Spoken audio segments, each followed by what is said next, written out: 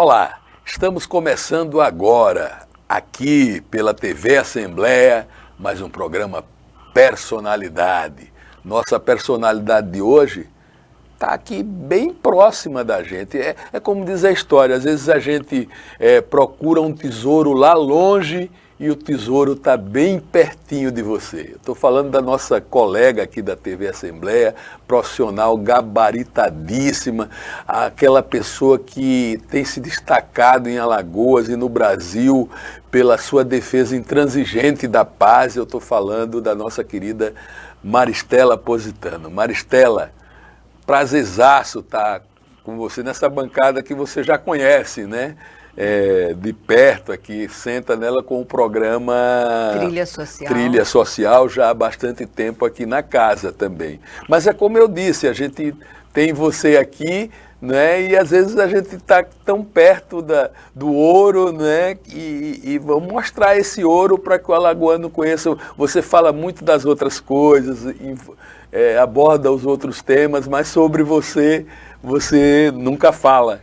Né? E é importante que o alagoano conheça um pouco a tua história, que até para se inspirar. Você hoje é uma paulista, não é? Paulista, alagoana, paulista. Bom, é isso aí, vamos usar esse programa para isso, para te conhecer um pouco mais.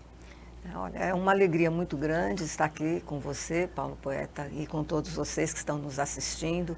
E como é bom a gente poder compartilhar a nossa vida, né? E compartilhar histórias. Jesus dizia que quando nós compartilhamos as nossas histórias, a vida se torna mais leve, porque nós compartilhamos também os nossos fardos, as nossas dificuldades. E dessa forma nós vamos vendo que o outro também tem seus problemas e ali nós então somos acolhidos, nos sentimos acolhidos. O quanto é importante a gente compartilhar o que nós somos. Jesus, né, Deus, né, através de Jesus, ele dizia, eu sou. Quem é você? Eu sou. E eu digo isso, eu sou, você é, todos nós somos filhos de Deus aqui nesse planeta. E cada um está fazendo a sua parte, algumas pessoas estão equivocadas. E eu falando um pouco da minha infância, né, lembrando, eu na fase em que havia a guerra do Vietnã, naquela época era difícil você ter as famílias teriam uma televisão, porque a televisão no Brasil fazia pouco tempo que tinha chegado. E eu assistindo a TV, no noticiário, mostra uma menina japonesa, né? Ela nua, queimada na bomba, que ficou essa foto hoje, e essa filmagem, ela é icônica, né? É uma coisa que marcou uma época. Aquilo me chocou tanto, eu devia ter por volta de 6 anos, me chocou tanto, que eu falei, eu tenho que fazer alguma coisa para isso acabar. E eu, não vou falar inocência e ingenuidade, né? E na minha vontade e na certeza de que eu poderia fazer alguma coisa. Eu tinha certeza, eu sou criança, o presidente vai me ouvir. E aí eu escrevi uma carta para o presidente, eu não sabia, na minha inocência, eu mal sabia escrever, mas na minha cabeça eu tinha escrito a carta para ele e entreguei para minha irmã, que é 8 anos mais velha do que eu, para que ela colocasse no correio. E a partir de então, a minha mente, não saiu da minha mente essa imagem. E eu ficava imaginando as outras crianças, aí quando eu ia dormir, que eu me cobria com cobertor no dia de frio, eu imaginava as crianças na rua que não tinham, se eu comia, eu ficava pensando, e aqueles que não têm o que comer, como é que é, né? Enfim, eu me senti, eu fui uma alma inquieta, né? E eu acredito sim, que as almas inquietas, não só a minha, quantas almas inquietas nós tivemos no nosso mundo, quantos pacificadores, quantas pessoas que, na sua inquietude de ver as injustiças, buscaram fazer algo para mudar tudo isso. E essa foi o início. E depois, na época da escola, eu participava quando... Peraí, vamos lá do princípio. E vamos conversar aqui nós dois. Ela está tão acostumada com a bancada que ela fica conversando ali com o povo. Tá bom, então vamos bater papo nós e eles ficam ouvindo lá, né? Xeretando a gente. E a gente batendo papo de frozô aqui, de conversar, como diz a história. Eu quero ir lá para o comecinho. Você é de onde? Quem são seus pais? Como foi essa... a gente saber um pouco isso, porque isso é que te formou aí, formou esse arcabouço que você tá. Tem uma história por trás disso, né? A história dos avós, a história dos pais. Então, conta um pouco essa história da tua família e lá de São Caetano, não é isso? Onde você nasceu. Diga lá. Os meus avós, Pórcia e Bernardo, eles vieram para o Brasil num navio antes de 1900.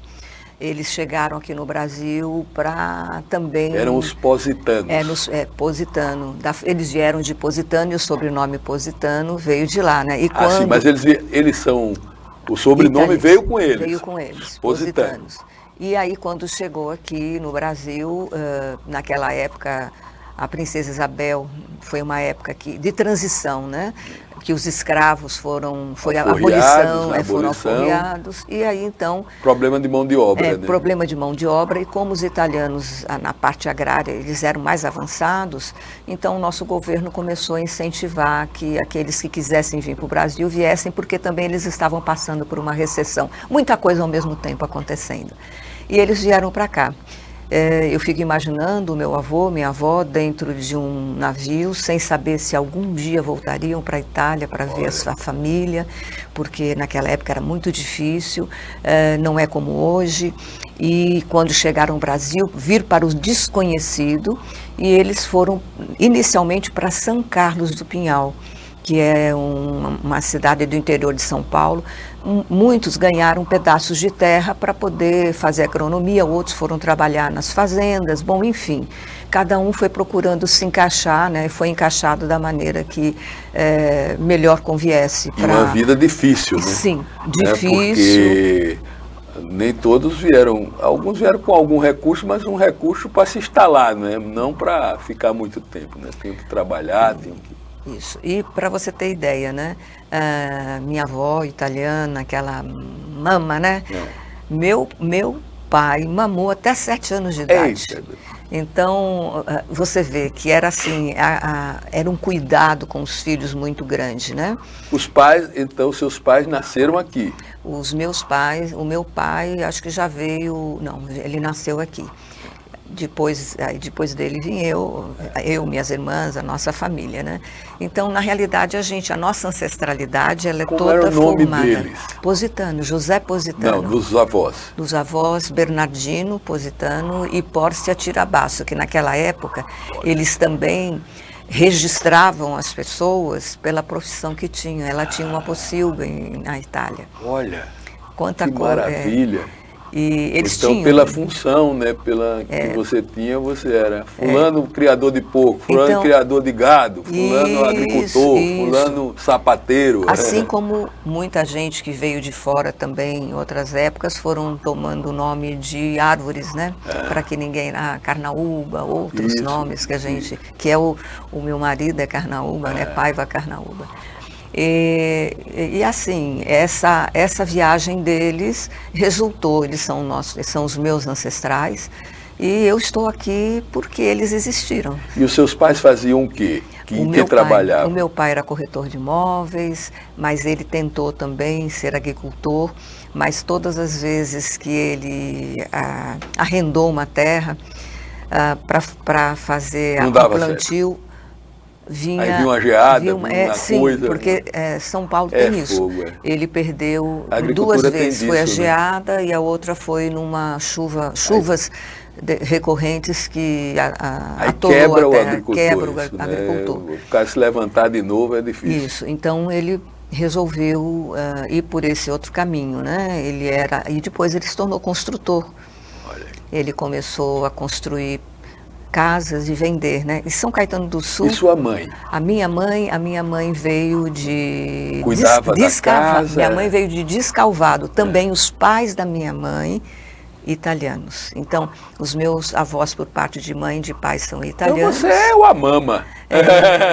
Uma nona italiana. Isso. Gosta de massa, claro. Gosto de massa e gosto de ter a família reunida. Eita. Gosto de Mas ver... você fala baixinho. Eu gosto... eu falo assim. baixo ainda. Italiano é assim, fala assim. Mas, assim, eu tenho uma grande alegria em reunir toda a família. Todo final de semana eu reúno a família. Eu faço questão, se tem aniversário, eu faço questão... Seus pais são vivos, hein? Os meus pais já faleceram. Irmãos, vocês foram quantos? Foram 4 irmãos. Eu tenho comigo 4, né? Eu tenho a Maria Alice, que é a minha irmã mais velha, Antônio Carlos, que é o que veio depois da Alice, Marli, que veio depois deles dois, e eu, que fui a caçula. Então, né? só um homem. Só um homem. Bendito sois entre as mulheres. Né? E cada um... Imagino como esse rapaz sofreu, no meio de tanta mulher, com sozinho. Certeza, com certeza. E numa época também bem diferente da nossa, hoje, né?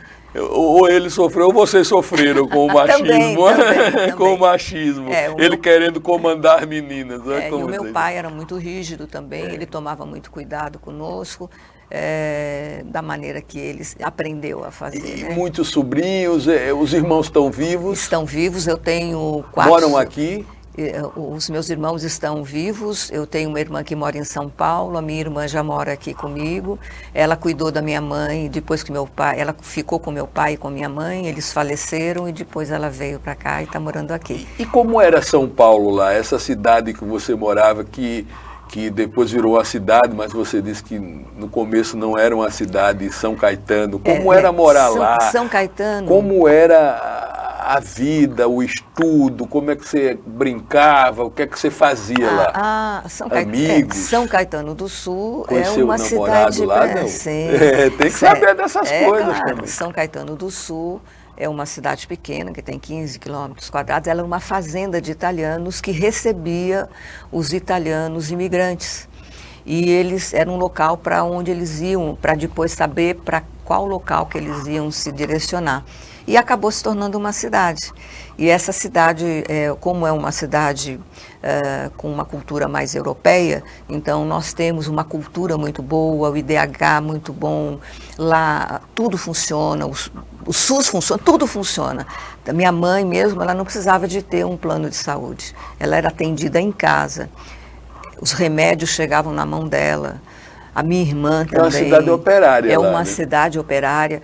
Até protetor solar eles entregavam nas casas. Olha. A parte de saúde até hoje, né?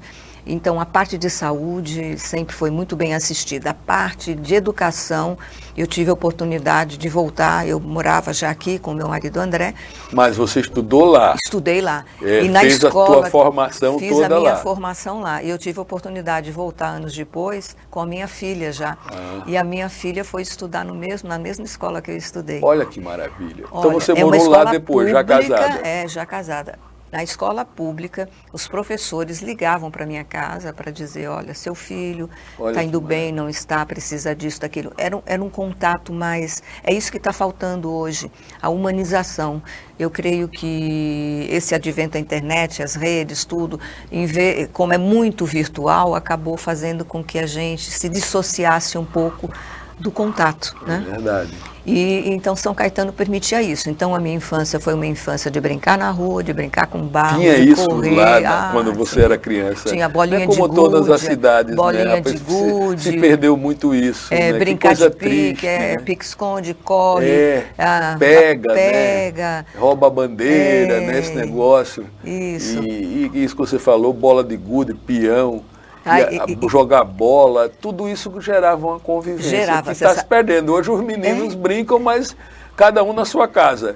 Não deixam de se interagir, que acabam interagindo com aqueles jogos. Só que é de outra forma. Só que é de outra forma. É virtual, né? Como eu falei. Então, uma coisa que eu sempre queria, né? Que eu via que os meninos jogavam bola de gude e não tinha menino. Eu queria aprender. Aí eu me metia lá no meio. Eu também quero. Menino, né? Eu queria brincar.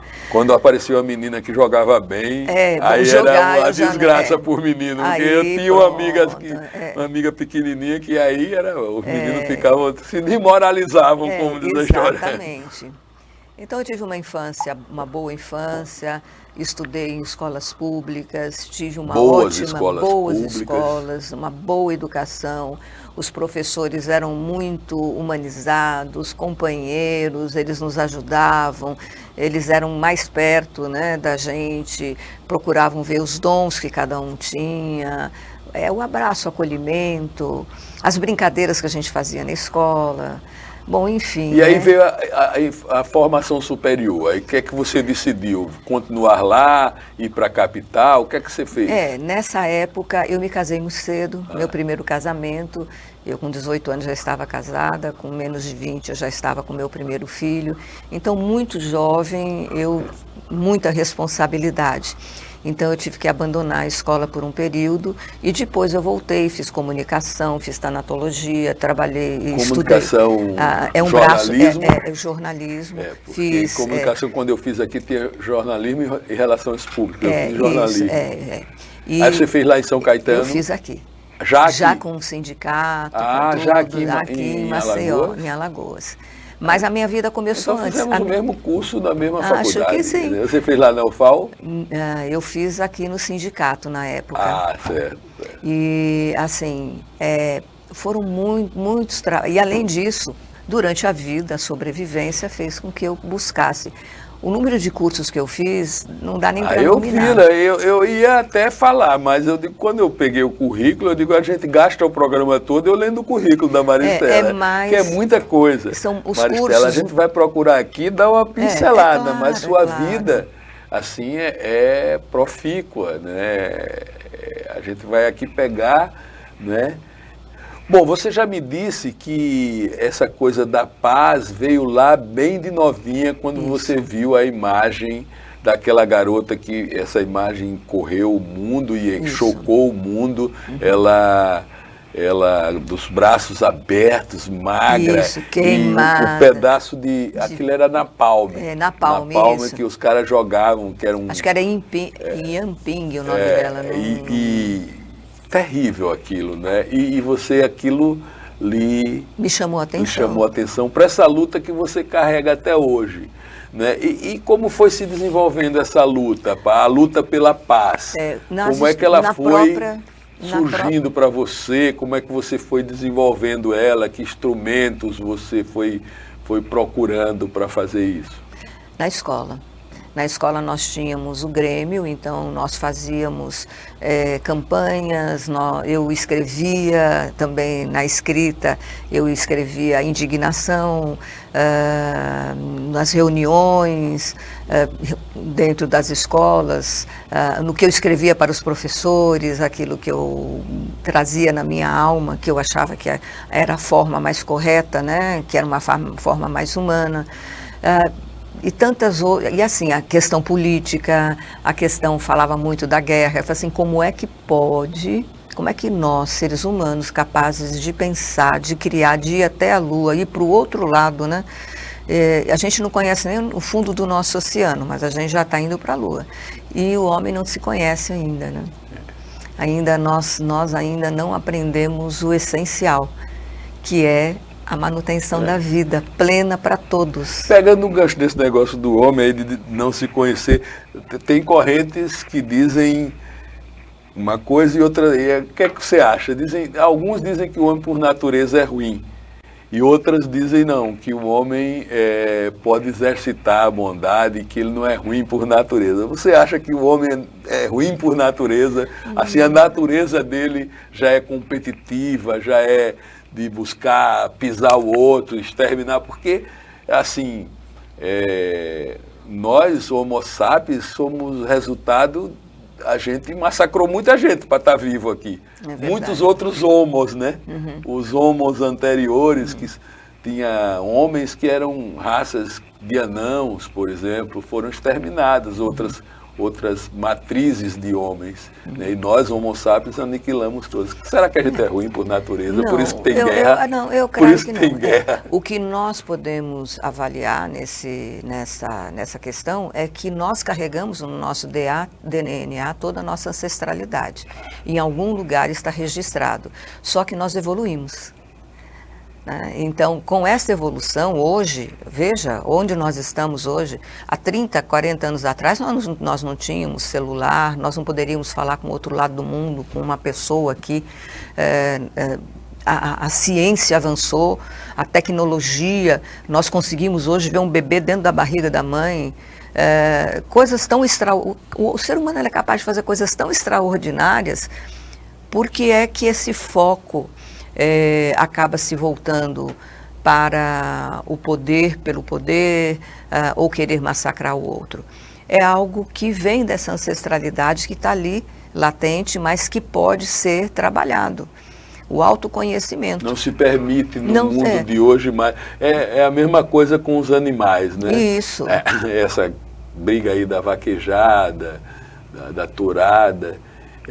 Aí o cara diz, não, mas não come carne de boi, mas ali você está sacrificando um animal para um objetivo de se alimentar, né? Para você provocar o sofrimento nele para a sua diversão. Com né? certeza. Então, eu acho que faz parte também da evolução você ir abandonando essas coisas, essas memórias, esses registros. Olha, quando você vai a um médico, que ele diz para você, olha, você não pode mais comer essa comida que ela te faz mal, você não sabia que fazia, você vai voltar a comer? Então, a humanidade é assim, ele não deve, ele já sabe o que tem que fazer. As pessoas que estão cometendo os delitos sabem que estão erradas. E o que eu trabalho hoje são 5 valores básicos. É falta de valores mesmo. É o amor, a conduta correta, a verdade, a não violência e a paz. Aí eu tive a oportunidade, né, de tive muitos mestres na minha vida. E um deles... Deixa eu te interromper já, porque que lindo isso aí. Porque a gente está acostumado a ouvir esse discurso dos valores.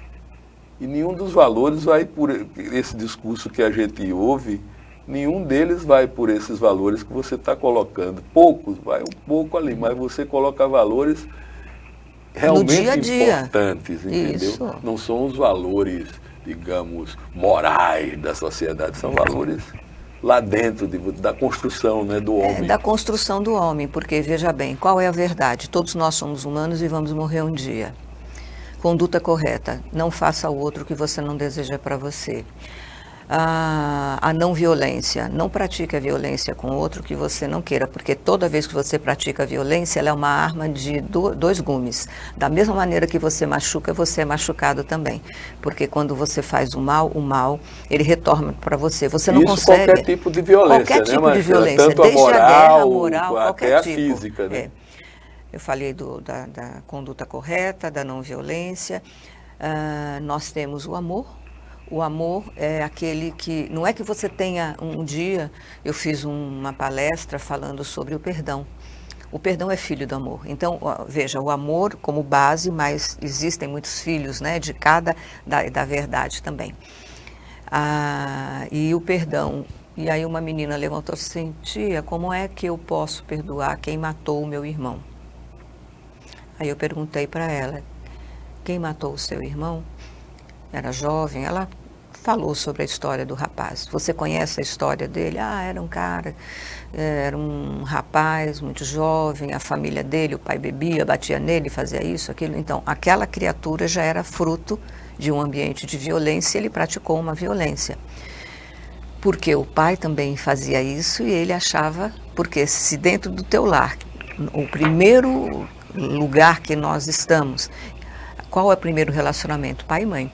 São os primeiros amores da nossa vida. Se eles dizem que aquilo é certo, você pode se resvalar por aquele caminho, até que você se torne adulto e possa pensar, ou tem alguém no seu caminho que lhe mostre outro caminho, né, que é o caminho dos valores.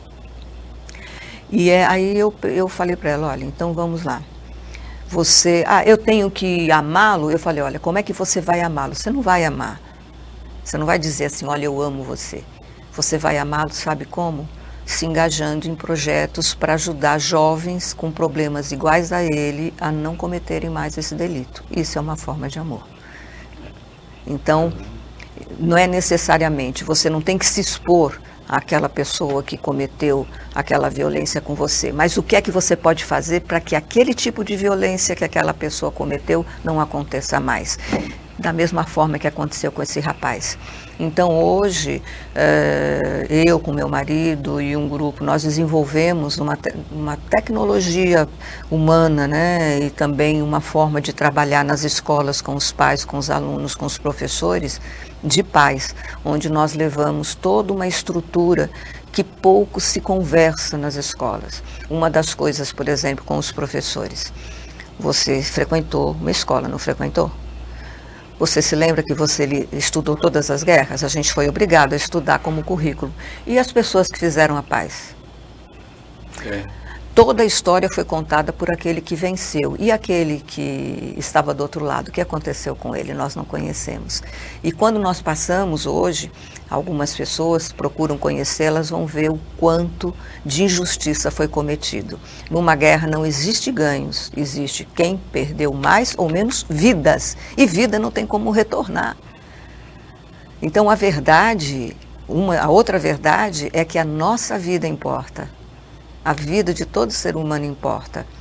O que nós precisamos é ajudar as pessoas a terem comportamentos, a entenderem isso e se engajarem nesses comportamentos. Mas nós não fomos ensinados para a violência? Fomos. Porque quando nós, dentro da escola, nós aprendemos que a guerra é uma forma de resolver conflito, eu vou achar natural. Eu causar conflito, eu brigar, bater em alguém para resolver uma questão, sem dialogar. Por quê? A guerra é uma coisa normal. Foi sempre assim. Aí entra na síndrome de Gabriela, né? Eu nasci assim, foi sempre assim, a política... Não, tudo pode mudar. E tudo pode mudar para melhor. Mas depende da nossa força cidadã. Você percebe que o crime ele é organizado. As pessoas que cometem crimes, sejam eles de qual instância for, eles são extremamente organizados e ousados. Eles se encontram, dali eles já saem com as ações e vão fazer. E a sociedade civil, quando se encontra, primeiro que você tem que chamar... Uma vez, duas, para eles virem. Depois compatibilizar os interesses. E depois, eu não vou fazer isso. Você está fazendo isso porque você quer aparecer mais. As pessoas, elas não conseguem entender que a gente está fazendo algo maior ali. Ninguém tá defendendo o poder. Nós estamos defendendo vidas. Então, nós temos que nos humildar eu me humildo diante de você, Paulo, me humildo diante de toda a sua história ancestral, aos seus pais. Se eu estou aqui com você hoje, eu devo a eles, que também te colocaram no mundo. E também me humildo diante dos meus pais, todos os meus ancestrais, e a todos aqueles que passam pelo meu caminho. Porque eu só pude participar da vida deles porque tem uma história anterior. É verdade. E nós temos que, sim... E a gente também é fruto dessa história. Sim. Aí, heranças. Mas aí nós temos que observar. Hoje nós temos aí um movimento sistêmico, que é um movimento de intervenção sistêmica familiar, onde nós vamos ver quais são os padrões de comportamento repetitivos que nós temos e que são negativos e que nós podemos mudar, que nós trouxemos dos nossos ancestrais. Isso não significa que nós tenhamos que odiar os nossos ancestrais porque cometeram erros. Mas nós temos que olhar, ampliar nossa consciência e entender que isso já acabou, foi, e nós não podemos excluir essas pessoas do nosso coração. Porque toda pessoa que é excluída dentro de uma família ou dentro de uma sociedade, ela fica marginalizada. E o nome a gente já dá, marginalizada. E a pessoa marginalizada, ela vai cometer delitos porque ela precisa. Então, se um pai de família não tem emprego, se uma criança não tem escola, não tem direito básico a saneamento, não tem direito básico de saúde, a violência se instala com facilidade por necessidade. Porque o crime organizado chega até essas crianças, até esses pais, e o crime organizado compensa, eles pagam. Agora é incrível que mesmo assim, nesses bolsões ainda existem pessoas que resistem. Sim. Contra tudo, elas conseguem se manter ali, íntegras, né? Lutar contra... Aí é onde vem esses valores que você disse, que talvez ela cultive dentro de si, o amor, a verdade, mesmo estando ali, são pessoas que cultivam esses valores. Você havia me perguntado se o homem é mau. Não, o ser humano ele tem todos esses valores dentro dele, eles só precisam de ser exaltados, só precisam de ser utilizados, saber como utilizar. Porque muitas vezes as pessoas chegam, mas como é que eu faço a paz? Um grande mestre um dia, ele falando, né, que um dos alunos chegou para ele e perguntou, Ele falou assim, o mestre perguntou para o aluno, o que é que você quer? Ele falou, eu quero paz. Aí ele falou, é simples, tira o eu, tira o quero e deixa a paz. É o ego, é o egoísmo, porque a gente erra por egoísmo, né? O quero pelos desejos, por querer aquilo a qualquer custo, se corrompe.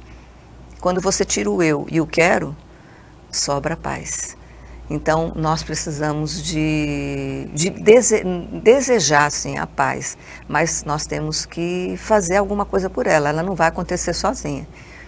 E quanto mais eu cruzar os braços, quanto mais a sociedade civil cruzar os braços, mais a violência toma espaço. Eu vejo, assim, que é necessário, que é tudo, mas eu fico olhando, assim, você com essa luta, com essa determinação, né? E a gente vendo o mundo como está caminhando, um mundo conflagrado, né?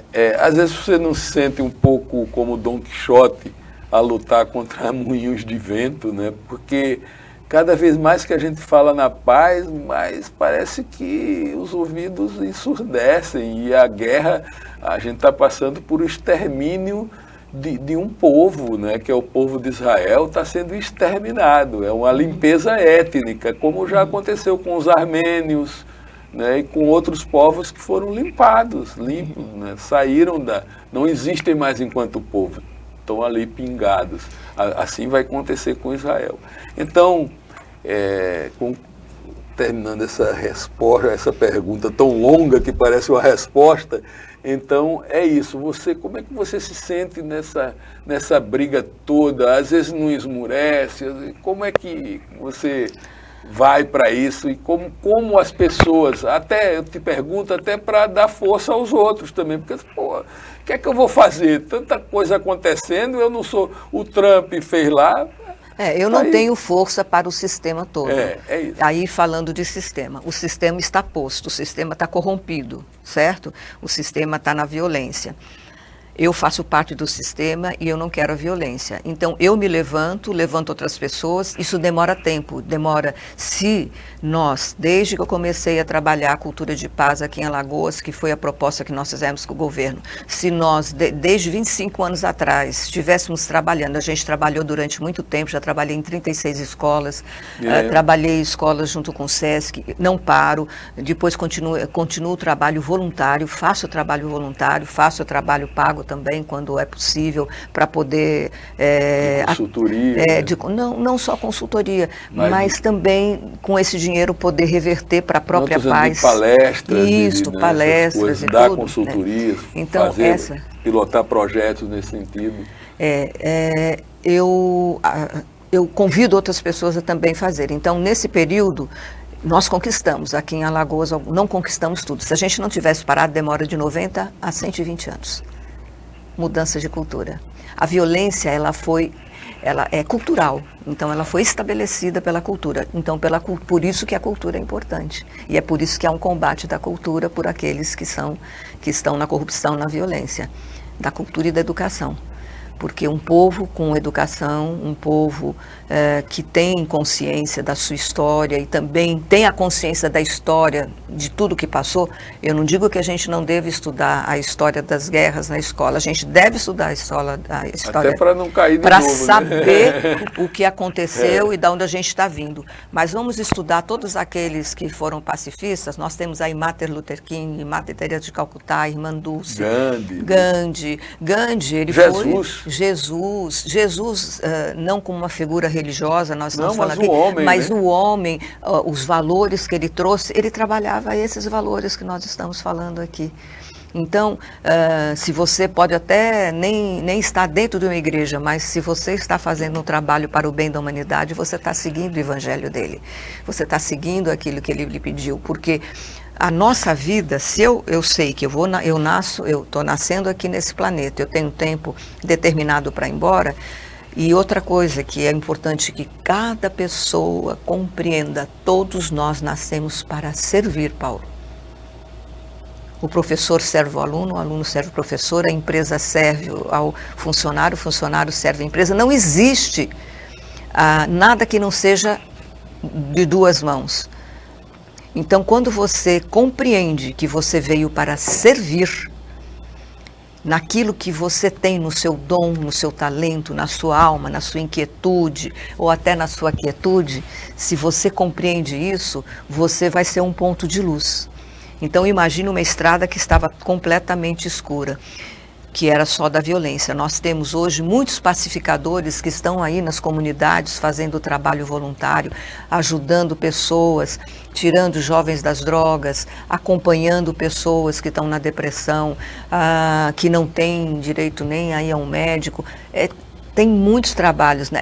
A fome, a maior benefícios, espalhar, né? O seu espírito direitos. Se evolui, fica evoluído quando você espalha benefícios. Né? Direitos, você está mostrando para aquela pessoa que ela tem direito. E quando ela sabe que ela tem direito, ela vai saber também como agir dali por diante.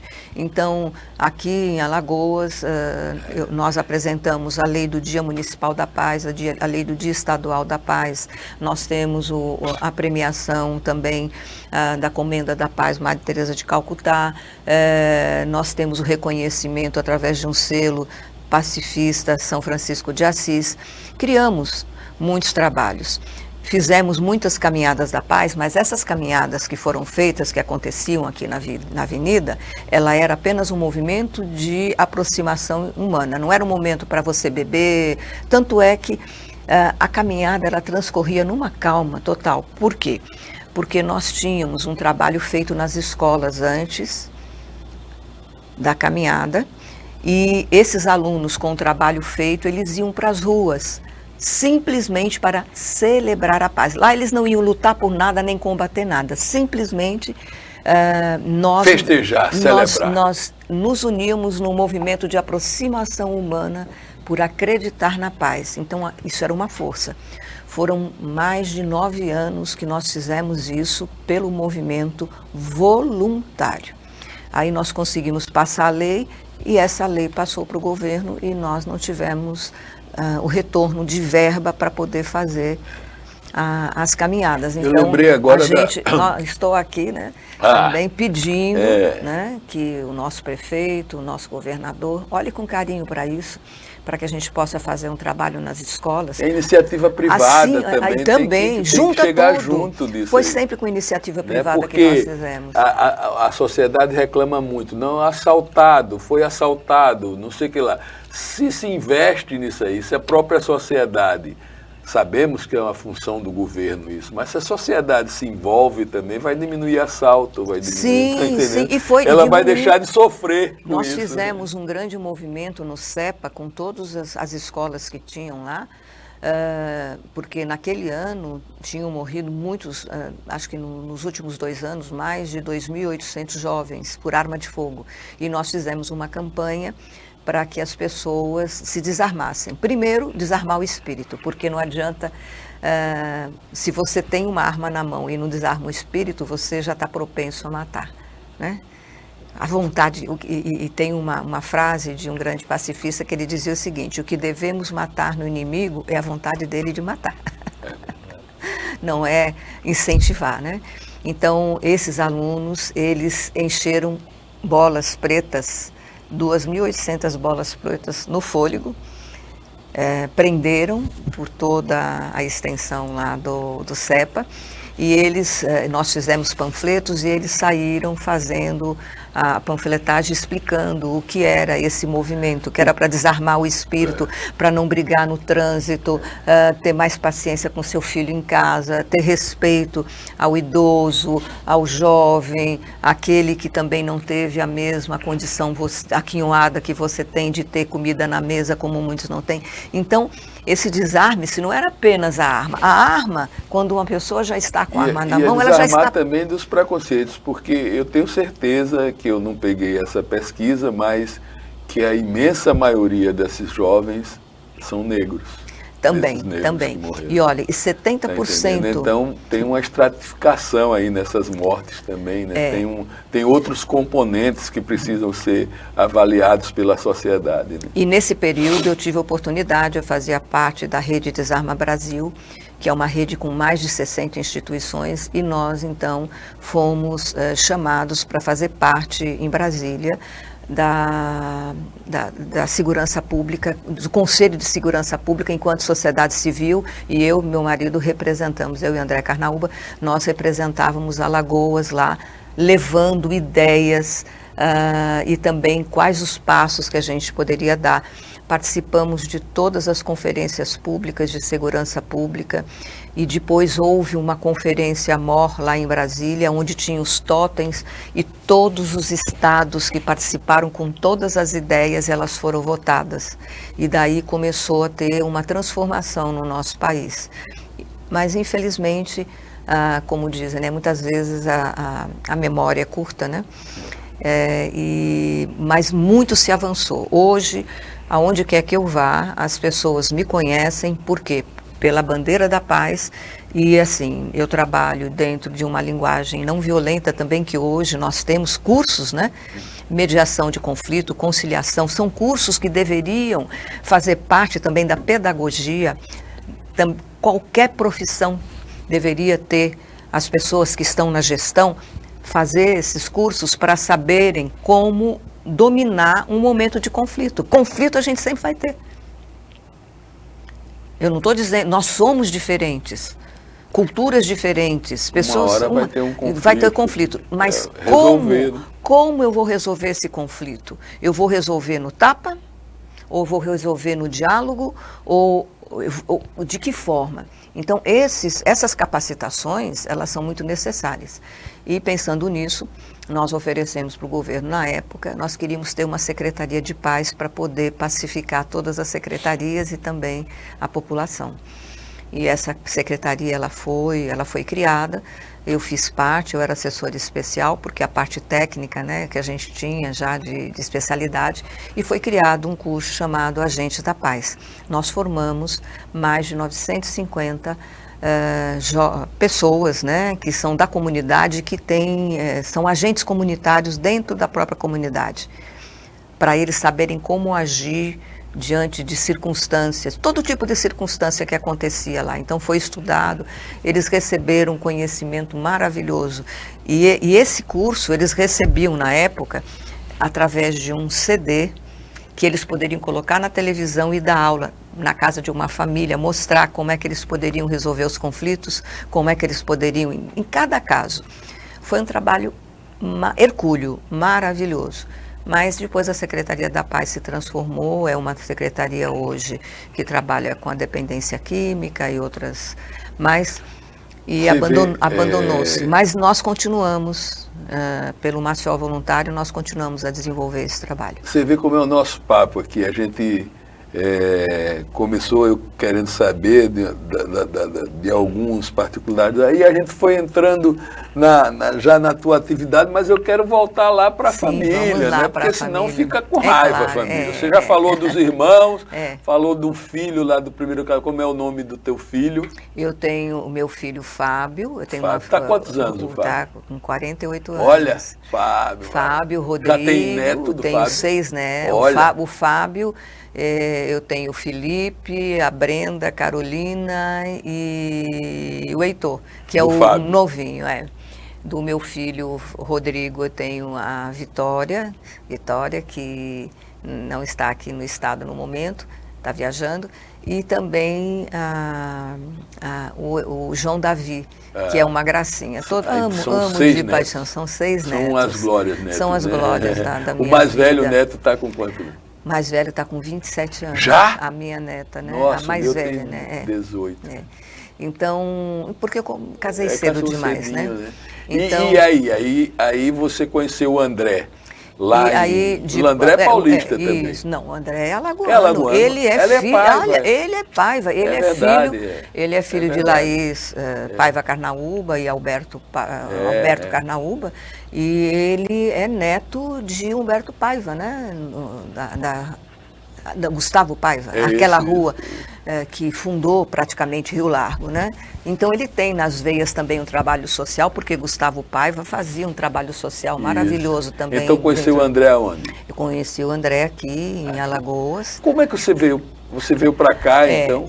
Aí tem uma longa história. Na época... Veio com o primeiro marido? Eu vim com o meu primeiro marido. Separou-se aqui? E me separei aqui. Na época, eu vim porque eu tinha, não sei se vocês chegaram a conhecer, aquele restaurante Gangazumba e o Guerreiro, sim. pronto. Eram nossos também. Nós tínhamos uma sociedade, eu fazia parte também dessa sociedade. Então, forró para mim eu amava, nossa, eu fazia dentro da casa amigos, brincadeiras, olha, foi maravilhoso, foi uma época ótima. Tem alguma filha também? Tenho, Carla. A Carla, ela é do Rio de Janeiro, nasceu no Rio de Janeiro, mas ela criou-se um pedaço lá em São Caetano do Sul, depois aqui, e agora ela voltou para São Paulo. Pronto, então vamos aproveitar, vamos ver umas fotos, né, da família, vamos começar com as fotos da família. Vamos lá. Vamos lá. Olha. Essa aí é minha avó Ermelinda, por parte de mãe, Squassone. Essa é Squassone. Só que foi antigamente, quando você casava, não colocava, só colocava o nome do marido, né? Então, o meu nome da minha mãe só tem Positano, mas deveria ser Maristela Positano, Squassone, Maristela Squassone Positano. Vamos lá, vamos lá. Esse aí meu pai José, minha mãe Mercedes, que eu honro. Esse é meu pai quando era jovem, olha como era. Olha, né, você vê, ele sempre foi um italianinho que gostava de se arrumar bem. Nino Italianinho, a novela. E o meu neto, João Davi, parece muito com ele. Esse aí é meu pai também, José Positano. Esses aí são os meus avós. Olha que foto maravilhosa. Ela é a Pórcia, né? a Pórcia e ele, o Bernardino. Eu tenho, você depois, volta só um minutinho essa foto. Tá vendo esse cajado que ele está na mão? Essa bengala. É bengala, foi feita por ele. Você tem essa bengala? Essa bengala está com meu irmão. Eu fui para o interior, acho que tem uma foto aí, e eu estou segurando essa. Que maravilha. É uma lembrança dele. Família, né? Essa aí minha mãe, quando jovem. Antigamente as fotos eram assim. Desenhadas. Eram desenhadas depois, né? Aí são os meus irmãos. Antigamente, não sei se você. A foto é maravilhosa. Você teve dessa foto? Todas as casas tinham. Não é? Todas as casas. Passava o retratista e olha, né? Até a moldura, o porta-retrato, a moldura é bem antiga, né? Olha aí, eu estou com aquele. A bengala. A bengala. Ali sou eu jovem ainda, muito jovem, acho que 13, 14 mais anos. Jovem. Mais jovem. Um pouco mais jovem. Aí já são meus 2 filhos pequenos, minha mãe e meu pai. Nós estávamos, acho que, num batizado. Aí minha mãe, essa senhora é uma senhora. Imagina, essa senhora aí, ela tem uma história, ela chama Dona Luzia, ela também era italiana e foi morar numa fazenda. E ela, com 7 anos, ela salvou o pai dela, porque na época ele foi mordido por uma cobra, e eles já saíram para chamar, porque naquela época não tinha antídoto, né? E saíram de carroça para ir buscar o atestado de óbito e o padre, né? E ela se embrenhou no mato, pegou umas plantas, colocou no pai e o pai se salvou. A partir de então, ela começou a ser uma benzedeira. Imagina, uma italiana. Nessa região virou uma autoridade, né? Sim, prefeitos, pessoas iam até lá. Olha, lindinha. Passa Honro você, minha querida, e você, minha mãe, onde você estiver. Essa aí é aquela foto clássica também, né? Da família. Eu sou a bebezinha sentada no chão. E as irmãs... Aí também assentada na que cadeira. Maravilha, que fotos maravilhosas. Essa daí é uma jovem também. Linda. Aqui, olha, meu filho estava com 1 ano e meio, o outro nasceu. Olha, era um no braço. Aí é trabalho. Então, essa daí é minha filha, Carla, amada. Essa daí foi uma foto que foi tirada para lembrar, né, da época da Itália. Da minha família. Esse é o professor Hermógenes, foi um dos meus mestres, o introdutor da yoga no Brasil. Volta essa foto que está o André aí, rapaz. Aqui, o André, meu marido. O marido, né? da Maristela. A gente... Parceiro nesse trabalho todo. Sem aí, ele, muita coisa não teria feito, ele sabe disso. Nós sabemos que, aquilo que eu lhe falei, né? Tudo, aí é a Rua Gonzaga, a casa onde eu morei durante durante a minha vida, né, até os 20 anos, e a minha mãe viveu aí. Esse daí é o Gaiárcia, que é um psiquiatra que já falecido, mas ele introduziu uma nova forma de olhar. Aí uma professora nossa de valores humanos, a Isesa, amiga da educação também, que abriu espaço junto com a Ana Deise para que a gente pudesse estar fazendo o trabalho nas escolas. Aí são a minha mãe e as irmãs. Tinham mais irmãs já. A minha mãe está sentada, depois a minha mãe... Todas italianas? Todas. Tia Nica, imagina tia elas Cida. reunidas. Hein? E olha a diferença, a mais jovem era mais alta. E ela foi a única que, na juventude, ela pôde estudar. E ela se tornou, naquela época, curso normal era o curso de pedagogia. E foi ela quem normalista. abriu. Foi por ela ter aberto esse espaço que eu estou aqui hoje. Essa daí é minha professora Gislaine, curso de tanatologia, com quem eu aprendi muito, abriu muito a minha mente. Esse aí é o casamento meu com o André. André. Naquela época ele estava com cabelo. Aí, olha, a escola essa eu e minha filha, olha o tamanho da minha filha e eu, tá vendo? Aí a escola que eu estudei, ela estudou. Nós fomos para São Paulo, eu tirei uma foto lá. Esses aí são meus irmãos, Antônio Carlos, Alice, eu, minha mãe e Marli. Uma das raras vezes de conseguir reunir. Isso aí, o casamento, muito simples. Passamos por muitas dificuldades, né? Aí os irmãos novamente. Meu irmão, a minha irmã Alice também é uma pessoa muito trabalhadora e essa minha irmã, ela recebeu, quando jovem, na escola, ela recebeu um convite porque ela desenhava muito bem e ela recebeu um convite para fazer o curso de pintura na Itália. Meu pai não deixou. Ela perdeu uma chance, mas aí ela desenvolveu outros talentos, né? A minha irmã Marli também faz trabalho social e meu irmão também foi professor no SESI durante muito tempo. Aí minha mãe estava meio adoentada, eu deitava com ela. Aí no interior, Marli, Alice, esse aí é meu sogro, pai do meu marido, Alberto Carnaúba, José Alberto Carnaúba, que também é arquiteto, tem vários prédios que foram feitos por ele aqui. A minha mãe já no finalzinho, bem velhinha. Aí a amiga Sônia, fomos parceiras, Sônia é uma psicóloga também, faz um trabalho sistêmico.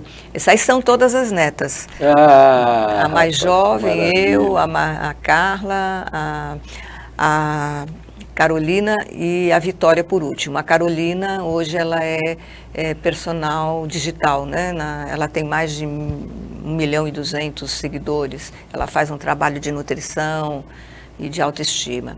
Aqui foi quando fui levar os ossos da minha mãe, que quando ela faleceu em Caraguatatuba, e a gente levou para o interior, é uma lembrança, né? A família, toda. Olha aí são os netos todos, o André. Não tem nada. Aquela moça bonita sentada na perna? Essa é a personal. André, que moça digital. Bonita é essa? Diga, é a minha filha. É a neta. É neta aquela? É neta. Daquele tamanho? Daquele todo tamanho. A filha não estava aqui, que ela está morando em São Paulo. Ali, com o chapeuzinho, nós fomos convidados pela UFAL, pela professora Débora, porque houve toda uma contação de história da vida de Luiz Gonzaga e nós contávamos a história e depois eles tocavam. Foi maravilhoso. Aí nós nos travestimos mais de nordestino. Aí aquela italiana mesmo que faz pão. Isso aí são pães feitos por mim, que aprendi. Aí são amigos e também parceiros. Aí nós temos o Felipe Deulf e a sua esposa, a Mariana. Eles foram nossos parceiros aqui no Brasil. Nós fizemos uma parceria com o governo da Bélgica, o BRIC Brasil, onde nós trazíamos os belgas para fazerem trabalhos voluntários aqui. E foram durante 6 anos. Foi um trabalho maravilhoso. Essa daí é meu marido, a minha sobrinha, Luana, meu cunhado, Alexandre e cunhada Patrícia. Aí, professora Débora, que é nossa parceira nos projetos sociais, na Casa de Música e Cultura de Paz, que nós montamos ali no Benedito Bentes e Romero, seu marido. Vamos encerrar com essa aí, porque a gente encerrou aqui, que a gente tem os livros. Bom, mas você não para numa coisa só, você compõe, eu componho, né, e você escreve. Eu escrevo. Então vamos mostrar algumas coisas aqui que você escreveu, porque a gente vamos dar um fogo agora que a gente já está na reta final do programa. Mulher Evidência. Mulher Evidência, eu fui reconhecida como Mulher Evidência lá em Pernambuco e também faço parte da Academia Brasileira de Letras lá em Pernambuco. Então você está aqui nesse livro. Eu estou nesse livro, são várias mulheres que contam suas histórias. Eu estou nessa edição, na próxima. Essa outra daí, também. E na que vai sair esse ano também. E eu sou embaixadora da paz por Pernambuco. Olha que maravilha. Selo pacifista, né, que eu recebi, Prêmio Mulheres Guerreiras, Selma Bandeira, Cláudia de Caldo Bulhões, Academia Literarte, que eu faço parte também. Os meus livros já estão também na Feira de vamos Livros. Ver aqui, ó, são muita coisa voltada para todos para criança, né? Na Feira de Livro lá em Genebra, no Instituto Cultive. Aqui, olha, Luzinha e a Paz é um dos livros que fala de paz, onde eu incentivo a trabalhar com os pacifistas. Todos a transformação vem de João. Todas as histórias baseadas em fatos reais. Isso é adotado nas escolas? Sim, vocês conseguiram nós trabalhamos já 36 escolas. Esses livros estão lá, então, os meninos leem. A Luzinha, e a cromoterapia, é a influência das cores, mas aí eu falo da autoestima, porque é uma luzinha que ela se achava cinza e sem graça, e ela tem um diálogo com o sol, e aí eu incluo todas as questões psicológicas, amorosas. Nós vamos aprender francês, foi criado para ajudar os belgas, vem com CD, né? Na época, né? Para que eles facilitassem ensinar francês para as crianças. Lalo, Lalinha e Tininha, aquele anterior, esse Lalo, Lalinha e Tininha, ele veio para mostrar, e foi um trabalho que me foi encomendado pelo Ministério do Trabalho, e nós fizemos uma campanha durante 4 anos sobre a prevenção e exploração sexual infantil e o abuso. Paseando com Luzinha é um verbo que existia no dicionário e tiraram. O verbo pasear, paz mais ação é igual ao verbo pasear. Olha, tem muita coisa. A gente já está 3 minutos do final do programa, aqui, mas tem o trabalho de música, o trem do forró. Eu quero aqui mandar um abraço por Almir Sanches, o meu reconhecimento, o meu amor, o meu carinho. É um radialista maravilhoso que sempre abriu portas, e ele criou esse CD com vários cantores alagoanos. Eu tenho músicas gravadas com Santana, Dutra Júnior, com Altemar Dutra Júnior, Santana o cantador, Márcia Porto da Bahia. Bom, enfim, e também o Zé Mocó, falecido Zé Mocó. Grande, uma das melhores vozes, entrevistei ele gravou uma música minha, falando também do Rio São Francisco. Então eu vou militando, como eu lhe disse, minha alma inquieta. Totalmente. E aproveito para a gente se despedir, que a gente já está encerrando, o Caba já está cutucando aqui no ouvido. Tá um beijo grande, foi excelente, eu adorei essa entrevista. Eu acho que o nosso telespectador aí também vai adorar te conhecer um pouco mais, né? E fica aí para tuas considerações finais. O que eu posso dizer é que está nas suas mãos. As escolhas para que o mundo mude, está na mão de cada um, porque a paz que a gente quer para o mundo começa dentro de cada um.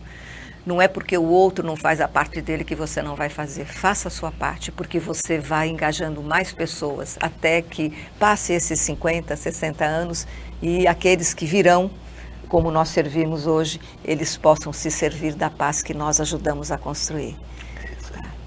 Bom, quer mais? Quer terminar de outro jeito? Não pode. Com essa concitação à paz da Maristela que nós vamos encerrar esse nosso Personalidade de hoje, pedindo que vocês assistam as reexibições, assistam no YouTube também, deixando um beijo no coração de todos. Até um próximo programa.